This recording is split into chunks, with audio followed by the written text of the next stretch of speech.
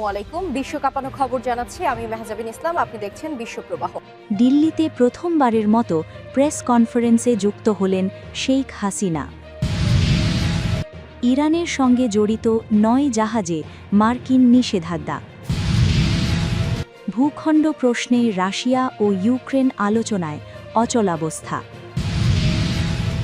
Golden ডোম বিরোধে কানাডার সমালোচনা করলেন ট্রাম্প। ইন্দোনেশিয়ায় ভূমিধসে নিহত ৭, নিখোঁজ ৮২।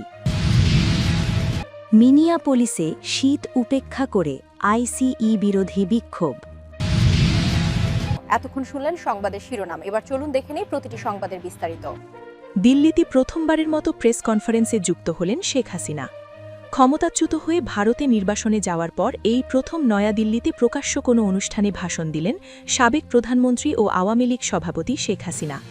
দিল্লির ফরেন করেসপন্ডেন্স ক্লাবে আয়োজিত সেভ ডেমোক্রেসি ইন বাংলাদেশ শীর্ষক অনুষ্ঠানে অডিও বার্তায় তিনি নোবেলজয়ী প্রফেসর মোহাম্মদ ইউনুসের নেতৃত্বাধীন অন্তর্বর্তী সরকারকে অবৈধ ও হিংস্র আখ্যা দিয়ে বলেন, বাংলাদেশ এখন সন্ত্রাস, নৈরাজ্য ও গণতন্ত্রের নির্বাসনে নিমজ্জিত। ভারতীয় সংবাদ মাধ্যম এনডিটিভি এ খবর জানিয়েছে। ভাষণে শেখ হাসিনা অভিযোগ করেন, বিদেশি স্বার্থে পরিচালিত একটি পুতুল সরকার দেশ চালাচ্ছে, যা বাংলাদেশের সার্বভৌমত্ব ও সংবিধানকে ধ্বংসের দিকে ঠেলে দিচ্ছে। অনুষ্ঠানে আওয়ামী লীগের সাবেক একাধিক মন্ত্রী ও প্রবাসী বাংলাদেশিরা উপস্থিত ছিলেন। শেখ হাসিনা নিজে মঞ্চে উপস্থিত না থাকলেও তার অডিও বার্তা সম্প্রচার করা হয় ভরা মিলনারায়। বক্তব্যের শুরুতেই তিনি বলেন, বাংলাদেশ আজ এক গভীর অতল গহ্বরের কিনারায় দাঁড়িয়ে। ভাষণে তিনি মুক্তিযুদ্ধের চেতনা ও জাতির পিতা মোহাম্মদ শেখ মুজিবুর রহমানের উত্তরাধিকার টেনে এনে বর্তমান পরিস্থিতিকে একটি অস্তিত্বের লড়াই হিসেবে তুলে ধরেন। শেখ হাসিনা দাবি করেন, ২০২৪ সালের ৫ই আগস্ট তাকে একটি সুনিপুণ সাজানো ষড়যন্ত্রের মাধ্যমে ক্ষমতা থেকে সরানো হয়। ওই দিনের পর থেকেই দেশ সন্ত্রাসের যুগে প্রবেশ করেছে বলে তিনি মন্তব্য করেন। তার কথায়, গণতন্ত্র এখন নির্বাসনে, মানবাধিকার মাটিতে মিশে গেছে, সংবাদ মাধ্যমের স্বাধীনতা নিভে গেছে, নারী ও সংখ্যালঘুদের ওপর বিহিংসা লাগামহীন। দেশজুড়ে আইনশৃঙ্খলা ভেঙে পড়ায় দাবি করে শেখ হাসিনা বলেন, রাজধানী থেকে গ্রাম পর্যন্ত সর্বত্র লুটপাট, চাঁদাবাজি ও দলবদ্ধ বিহিংসা চলছে। জীবন ও সম্পত্তির কোনো নিরাপত্তা নেই, বলেন তিনি। ভাষণের বেশিরভাগ অংশ জুড়ে ছিল অধ্যাপক ইউনুসের বিরুদ্ধে তীব্র ব্যক্তিগত আক্রমণ। একই সাথে ভাষণে ছিল সমর্থকদের উদ্দেশ্যে আহ্বান। মুক্তিযুদ্ধের পক্ষের গণতান্ত্রিক, প্রগতিশীল ও অসাম্প্রদায়িক শক্তির প্রতি ঐক্যবদ্ধ হওয়ার ডাক দিয়ে শেখ হাসিনা বলেন, শহীদদের রক্তে লেখা সংবিধান পুনরুদ্ধার করতে হবে। আওয়ামী লীগকে বাংলাদেশের একমাত্র বৈধ গণতান্ত্রিক ও বহুত্ববাদী ঐতিহ্যের ধারক হিসেবে তুলে ধরেন শেখ হাসিনা। তিনি দাবি করেন, জনগণের সহায়তায় দলটি আবার ছিনিয়ে নেওয়া সমৃদ্ধ স্বদেশ ফিরিয়ে আনবে।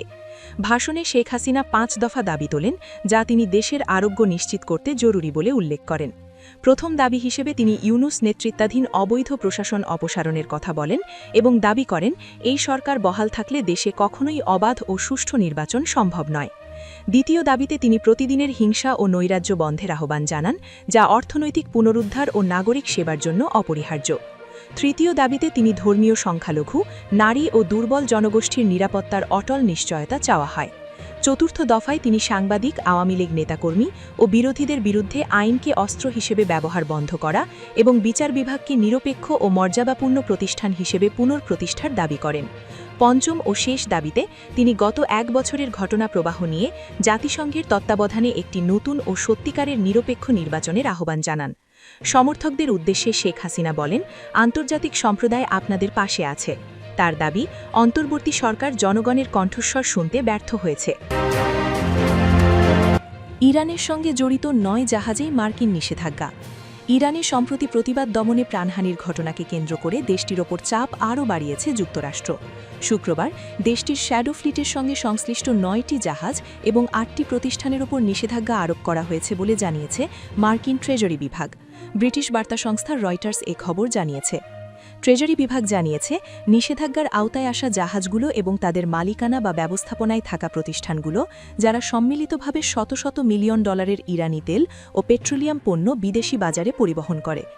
ট্রেজারি বিভাগ আরও জানিয়েছে, এই আয়ের অর্থ মূলত ইরানি প্রজননের প্রাপ্য হলেও বাস্তবে এটা পরিবর্তে জনগণের মৌলিক অর্থনৈতিক সেবায় ব্যয় না হয়ে ইরানের আঞ্চলিক সন্ত্রাসী, অস্ত্র প্রোগ্রাম ও নিরাপত্তা সেনার পেছনে খরচ হচ্ছে, যা ইরানের প্রজনন সাহসিকতার সাথে প্রত্যাখ্যান করেছে।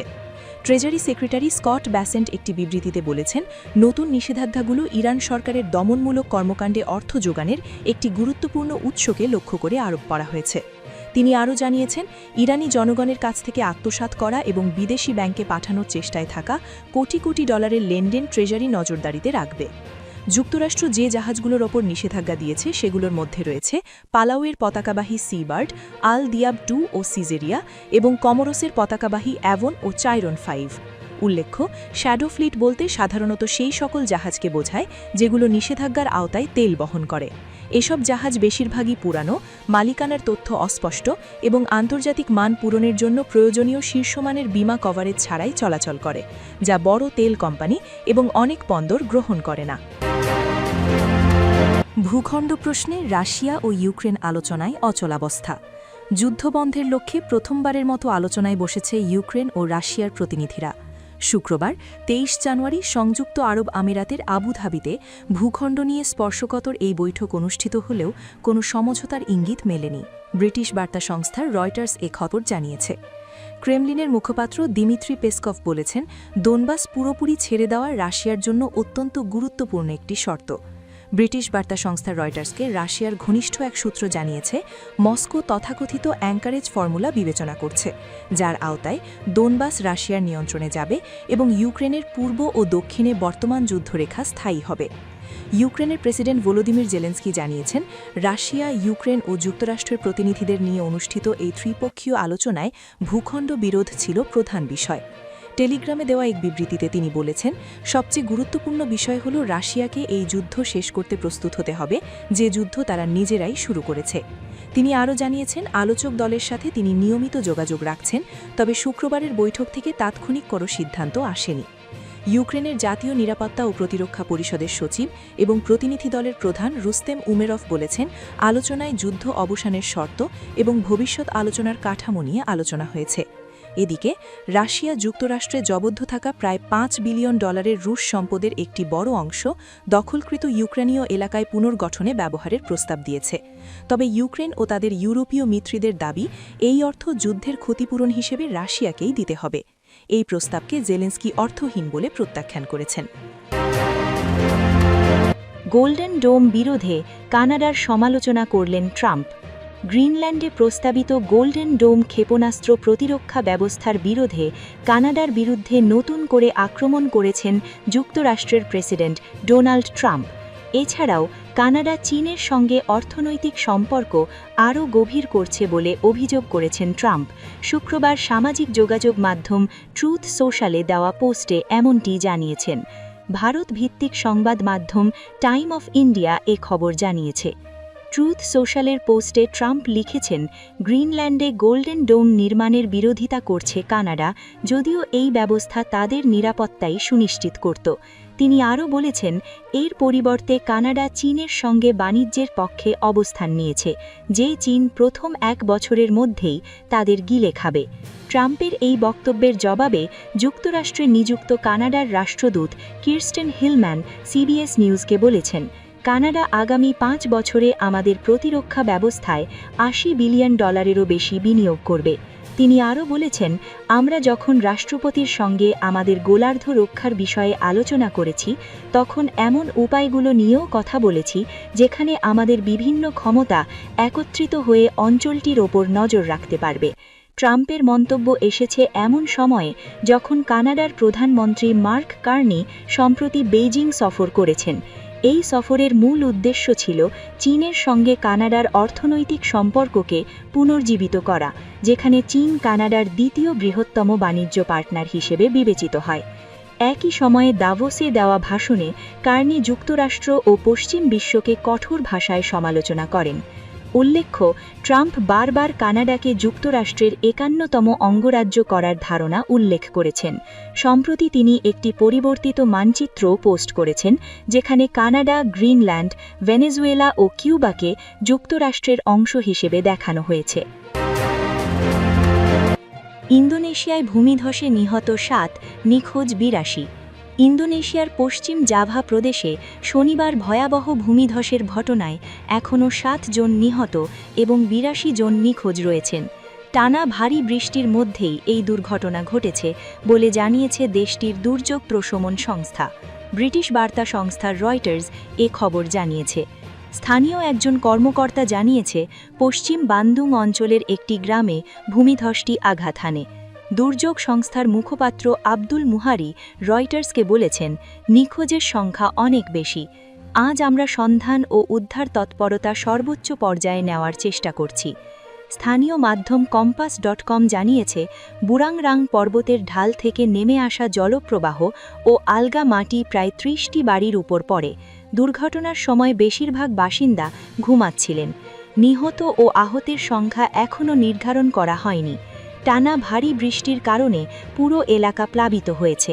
স্থানীয় কর্তৃপক্ষ ক্ষতিগ্রস্ত এলাকায় থাকা মানুষদের নিরাপদ স্থানে সরানোর নির্দেশ দিয়েছে। ক্ষতিগ্রস্ত এলাকা প্রায় ৩০ হেক্টর বা ৭৪ একর। মিনিয়াপোলিসে শীত উপেক্ষা করে আইসিই বিরোধী বিক্ষোভ। যুক্তরাষ্ট্রের মিনিয়াপোলিসে চলমান ইমিগ্রেশন অ্যান্ড কাস্টমস এনফোর্সমেন্ট আইসিই বিরোধী বিক্ষোভে তীব্র শীত উপেক্ষা করে আবারও হাজারো মানুষ রাস্তায় নেমেছে।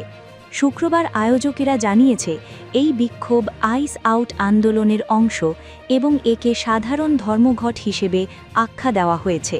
ব্রিটিশ বার্তা সংস্থা রয়টার্স এ খবর জানিয়েছে। আয়োজকরা দাবি করেছে, এই বিক্ষোভে রাস্তায় প্রায় ৫০,০০০ মানুষ নেমেছিলেন।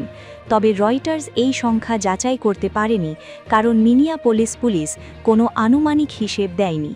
পরে অনেকে বিক্ষোভকারী টার্গেট সেন্টার নামে একটি স্পোর্টস আরিনায় জড়ো হন। এর ধারণ ক্ষমতা ২০,০০০ হলেও সেখানে অর্ধেকের বেশি আসন ভরে যায়। আয়োজক ও অংশগ্রহণকারীরা জানিয়েছেন, মিনেসোটার বিভিন্ন ব্যবসা প্রতিষ্ঠান সারা দিন বন্ধ ছিল। কর্মীরা রাস্তায় নেমে বিক্ষোভে যোগ দেন। এর আগে কয়েক সপ্তাহ ধরে US immigration and customs enforcement এজেন্টদের সঙ্গে বিক্ষোভকারীদের সহিংস সংঘর্ষ হয়েছে। ট্রাম্পের অভিবাসন অভিযানের বিরুদ্ধে এটি ছিল সবচেয়ে বড় প্রতিবাদ। সম্প্রতি মিনিয়াপোলিস সেন্ট পল আন্তর্জাতিক বিমানবন্দরের সড়কে সবচেয়ে নাটকীয় প্রতিবাদগুলোর একটি হয়েছে। সেখানে বহু যাজক হাঁটু গেড়ে প্রার্থনা করে এবং ধর্মীয় গান গাইতে থাকেন। তারা ট্রাম্প প্রশাসনের পাঠানো অতিরিক্ত ৩,০০০ ফেডারেল আইন শৃঙ্খলা বাহিনীর সদস্য প্রত্যাহারের দাবি জানান। নির্দেশ অমান্য করায় পুলিশ ডজন ৬ যাজককে গ্রেপ্তার করে। আয়োজকদের মতে প্রায় ১০০ যাজককে আটক করা হয়েছে। উল্লেখ্য, এই মাসের ৭ জানুয়ারি আইসিই এজেন্টের গুলিতে মার্কিন নাগরিক রেইনি গুড নিহত হওয়ার পর মিনিয়াপোলিসে উত্তেজনা ছড়িয়ে পড়ে। শহরের নেতারা জানিয়েছেন, সেখানে আইসিই কার্যক্রমের একজন আইনি পর্যবেক্ষক ছিলেন, তবে ট্রাম্প প্রশাসন তাকে দেশীয় সন্ত্রাসী বলে আখ্যা দেয়। রেইনির মৃত্যুর পর দেশ জুড়ে প্রতিবাদ শুরু হয়, যেখানে রেইনি গুডের বিচার চাই লেখা প্লাকার্ড দেখা যায়। পরিস্থিতি নিয়ন্ত্রণে ট্রাম্প বিদ্রোহ আইন জারির হুমকি দেন। এরই মধ্যে মিনেসোটার গভর্নর ন্যাশনাল গার্ড তলব করেছেন। বিক্ষোভের মুখে এক ফেডারেল বিচারপতি শান্তিপূর্ণ প্রতিবাদীদের গ্রেপ্তার ও তাদের ওপর পেপার স্প্রে ব্যবহার নিষিদ্ধ করেন। কর্তৃপক্ষ সবাইকে শান্ত থাকার আহ্বান জানিয়েছেন।